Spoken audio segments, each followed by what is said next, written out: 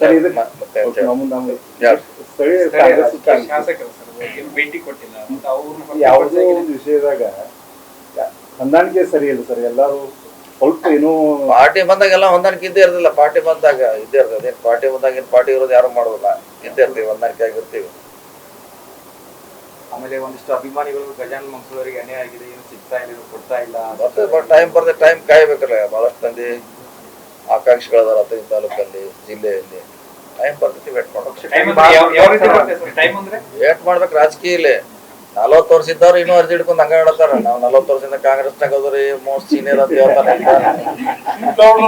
ಇಲ್ಲದಾರ ಅವೆಲ್ಲ ಆಟಾಡತ್ತಾರ. ಗಜಾನನ ಮಂಗಳೂರಿ ಪಾತ್ರ ಹೆಚ್ಚಿಗೆ ಇದೆ ಸರ್. ಇದೆ ಇಲ್ಲ ಅಂತ ಹೇಳಕ್ಕೆ ಆಗಲ್ಲ. ಬೂಟಾಳೆ ಅವ್ರದ್ದು ಎಲ್ಲ ಪಾತ್ರ ಜಾಸ್ತಿ ಇದೆ. ಇನ್ನೂ ಬಹಳಷ್ಟು ಮುಖಂಡರು ಅದಾರ, ಅವ್ರದ್ದು ಇದೆ.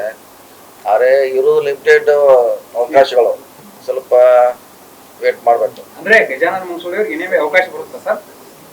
ರಾಜಕೀಯ ಅವಕಾಶ ಬರ್ತೈತಿ, ಇಂಥದಂತ ಹೇಳಕ್ಕೆ ಆಗಲ್ಲ. ರಾಜಕೀಯ ಅವಕಾಶ ಬರ್ತೈತೆ ಅಷ್ಟೇ. ಮತ್ತೆ ಸರ್ ಈಗ ಸಮನ್ವಯ ಕೊರತೆ ಇದೆ. ಸಮನ್ವಯ ಕೊರತೆ ಏನಿಲ್ಲ. ಏನ್ ಕೊರತೆ ಇದೆ? ಪಕ್ಷ ಬಂದಾಗ ಪಕ್ಷದ ಪರವಾಗಿ ಎಲ್ಲರೂ ಇರ್ತೀವಿ.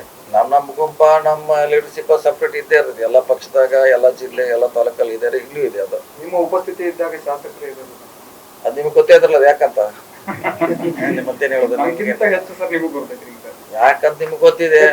ಪ್ರಶ್ನೆ ಆಗಿದೆ ಸರ್. ಈಗ ಅಂದ್ರೆ ಇದೇ ರೀತಿ ಮುಂದುವರಿಯುತ್ತಾರೆ. ಶಾಸಕರು ಇರಲ್ಲ, ಶಾಸಕರಿದ್ದಾರೆ, ಉಸ್ತುವಾರಿ ಸಚಿವರು ಇರಲ್ಲ, ಜನರು ಗೊಂದಲದಲ್ಲಿದ್ದಾರೆ. ಜನರು ಕರೆಕ್ಟ್ ಇದಾರ. ಅವ್ರ ಕೆಲಸ ನಾವು ಮಾಡ್ತೀವಿ, ಅವರು ಮಾಡ್ತಾರೆ, ಎಲ್ಲಾರು ಮಾಡ್ತಾರೆ. ಜನರ ಕೆಲಸ ಏನ್ ನಿಂತಿಲ್ಲಲ್ಲ. ನಮ್ಮ ಜಗಳ ಆಗಿದ್ರು ಕೂಡ ಜನರ ಕೆಲಸ ಮಾಡ್ತೀವಿ. ಅವ್ರು ಯಾವ ಗುಂಪ ಈ ಗುಂಪ ಇಲ್ಲ. ಯಾರು ಬಿಜೆಪಿ ಬಂದ್ರು ಮಾಡ್ತೀವಿ, JDS ಬಂದ್ರು ಮಾಡ್ತೀವಿ, ಕಾಂಗ್ರೆಸ್ ಬಂದ್ರು ನಾವು ಕೆಲಸ ಮಾಡ್ತೀವಿ. ಅಥಣಿಯಲ್ಲಿ ಇದೇ ರೀತಿ ಮುಂದುವರೆದ್ರೆ ಚುನಾವಣೆ ಮೇಲೆ ಪರಿಣಾಮ ಬರ್ತೈತಿ ಅಂತ. ಇಲ್ಲಿ ಕಾಂಗ್ರೆಸ್ ಕಾಂಗ್ರೆಸ್ ಇಲ್ಲ, ಕಳವಳಿ ಹಂಗೇನಾಗಲ್ಲ. ಅದು ಹಂಗೇನಾಗಲ್ಲ. ಇನ್ನು ಚುನಾವಣೆ ದೂರ ಐತಲ್ಲ. 4 ವರ್ಷ ಒಂದಿದೆ, 5 ವರ್ಷ ಇದೆ. ಅವಾಗೇನು ಯಾರು ಟಿಕೆಟ್ ಸಿಕ್ತಿದೆ ಅವ್ರಿಗೆ ಮಾಡ್ಲೇಬೇಕು ಎಲ್ಲಾರು ಕೂಡ. ಈ ಮೊನ್ನೆ ಉದಾಹರಣೆ ನಿಮ್ ಸಮನ್ವಯತೆ ಕೊರತೆ ಅಂದ್ರೆ ಪುರಸಭೆ ಚುನಾವಣೆಯಲ್ಲಿ ಒಂದ್ ಸ್ವಲ್ಪ ಏರುಪೇರಾಗಿತ್ತು ಸರ್. ಇದೇ ಕರೆಕ್ಟ್ ಆದ್ರಲ್ಲ. ಮತ್ತೆ ಎಲ್ಲರೂ ಕೂಡ ಮಾಡ್ಯಾರಲ್ಲ. ಹಿಂದೆ ವಿರೋಧ ಮಾಡಿದಾರ, ಈಗಿನ ಅವ್ರ ಕೆಲ ಕೂಡಿ ಮಾಡಿದ್ರು. ಮತ್ತೇನು ಸಮನ್ವಯ ಬೇಕು? ಅದಕ್ಕಿಂತ ಹೆಚ್ಚು ಏನ್ ಬೇಕು? ನಮ್ಗೆಲ್ಲ ಕೂಡಿ ಮಾಡೈತಿ. ಸಮನ್ವಯ ಇತ್ತು ಅಂದ್ರೆ ರಿಸಾರ್ಟ್ ರಾಜಕಾರಣ ಯಾಕೆ ಮಾಡ್ತೀವಿ? ರಿಸಲ್ಟ್ ರಾಜಕಾರಣ ಅವ್ರು ನಾವು ಕೇಳಿದೀವಿ ಮೊದ್ಲ, ಇಲ್ಲಿ ಇರ್ತೀರ ಹೋಗ್ತಾರ ಅಂತ. ಏನೋ 4 ದಿವಸ ಹೋಗ್ತೀವಿ ಅಂತ ಹೋಗತ್ತೀವಿ.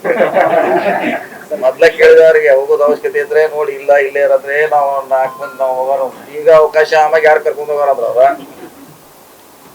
ಈಗ ಚುನಾವಣೆ ಬಂದಾಗ ಯಾರು ಆಮ್ಯಾಗ ನಮ್ನ ಯಾರು ಚಾನು ಕುಡ್ಸೋಲ್ಲ. ಈಗ ಹೋಗ್ತಾರ ಅಂದ್ರೆ ನಡೆಯಂದ್ವಿ. ಬಂದವರು ಯಾರು ಬೆಂಬಲಿಗೆ ಕಾಂಗ್ರೆಸ್ ಅವರೆಲ್ಲ. ಸರಿ, ಬೆಳಗಾವಿ ಜಿಲ್ಲೆ ವಿಭಜನೆ ಕುರಿತು ಸರ್ ನೀವು ಹಲವಾರು ಬಾರಿ ಸರ್ಕಾರ ಮಟ್ಟ ಗಮನವನ್ನು ಸೆಳೆದಿದೆ. ಎಲ್ಲಿವರೆಗೆ ಬಂತು ಅಂತ ಅಂದ್ರೆ ಈ ಅಥಣಿ ಭಾಗದ ಜನರಿಗೆ ತುಂಬಾ ತೊಂದರೆ ಆಗ್ತಾ ಇದೆ ಸರ್. ಬೆಳಗಾವಿಗೆ ಅವ್ರಿಗೆ ದೂರ ಇದೆ. ಚಿಕ್ಕೋಡಿ ಮಾಡಕ್ ನಾವು ಈಗಾಗಲೇ ಸಾಕಷ್ಟು ಸಾರಿ ಹೇಳಿದ್ವಿ, ಒತ್ತಡ ಮಾಡ್ತಾ ಇದ್ವಿ. ಆದಷ್ಟು ಬೇಗ ಆಗ್ಬೇಕಂತ ಬಂದಿದೆ. ನೋಡೋಣ, ಅದಕ್ಕೆಲ್ಲ ಕಾಲ ಕೂಡಿ ಬರಬೇಕು. ಎಲ್ಲಾನು ಫೈನಾನ್ಸಿಯಲಿ ಕೂಡ ನೋಡಬೇಕು. ರಾಜಕೀಯ ಡಿಸಿಷನ್ ಕೂಡ ಆಗಬೇಕಪ್ಪ. ನಮಗೂ ಇದೆ. ಚಿಕ್ಕೋಡಿ ಅವ್ರಿಗೆ, ಇದು ಅಥಣಿ ಅವ್ರಿಗೆ, ರಾಯಬಾಗು, ನಿಮ್ಮ ತೆಲುಸಂಗು ಬೆಂಬಲ ಇದೆಲ್ಲ ನಮ್ದು 2 ಸಲ ಹೇಳಿ ಬೆಂಬಲ ಇದೆ ಅಂತ. ನೀನು ಜಿಲ್ಲಾ ಅಂತ ಕೇಳ್ತಾ ಇಲ್ಲ, ಅಥಣಿ ಮಾಡ್ಲಿಕ್ಕೆ ಆಗಲ್ಲ. ಎಲ್ಲಾನು ಮಾಡ್ಕೊತೀವಿ. ಈ ಭಾಗದ ಪ್ರಮುಖ ಯೋಜನೆ ಅಂದ್ರೆ ಒಂದು ರೈಲು ಯೋಜನೆ ಸರ್. ವಿಜಯಪುರ ಮತ್ತು ಸೇಡ್ವಾಳ ಯೋಜನೆ ಸಚಿವರ ಗಮನಕ್ಕೂ ನೀವು ಹಿಂದೆ ತಂದಿದ್ದೀರಿ. ಇನ್ನೂ ಆಗಿಲ್ಲ. ಅದ ಈಗ ಫಸ್ಟ್ ನಮ್ದು ಹಳೇದಿದೆ, ಕುರ್ಚಿ ಬಾಗಲಕೋಟೆ. ಫಸ್ಟ್ ಅದಾಗ್ಲಿ, ಸಂಸದರ ಗಮನಕ್ಕೂ ತಂದಿದೆ. ಅದಾದ್ಮೇಲೆ ಇದನ್ನ ಸಂಸದರ ಸೇಡ್ಬಾಳು, ಬಿಜಾಪುರ ಆದ್ರೆ ಇನ್ನು ಬೆಂಗಳೂರು ಬಿಸ್ನೆಸ್ ವೈಸು ಜನರಿಗೆ ಹೋಗ್ಲಿಕ್ಕೆ ಬರ್ಲಿಕ್ಕೆ ಬಹಳಷ್ಟು. ನೀವು ರಾಜ್ಯಾದ್ಯಂತ ಅಡ್ಡಾಡ ಮಾಡ್ತಿದ್ರಿ. ಅಥಣಿ ಅಭಿವೃದ್ಧಿಯಲ್ಲಿ ಸರ್ ಇನ್ನೂ ಹಿಂದೆ ಇದೆ. ಹಿಂದೇನಿಲ್ಲ ರೀ. ಯಾಕಂದ್ರೆ ನಾವೇನೋ ಮಾಡೋ ಫೇಸ್ ವೈಸ್ ಮಾಡ್ಬೇಕಾಯ್ತೆ. ದುಡ್ಡು ಒಂದೇ ಸರಿ ಸಿಗೋಲ್ಲ ಯಾವುದೇ ಸರ್ಕಾರ ಬಂದ್ರು. ಅಂತ ಮಾಡ್ಲಿಕ್ಕೆ ಹೋದಾಗ ಇವೆಲ್ಲ ಸಮಸ್ಯೆ ಪರಿಹಾರ ಆಗ್ತದೆ.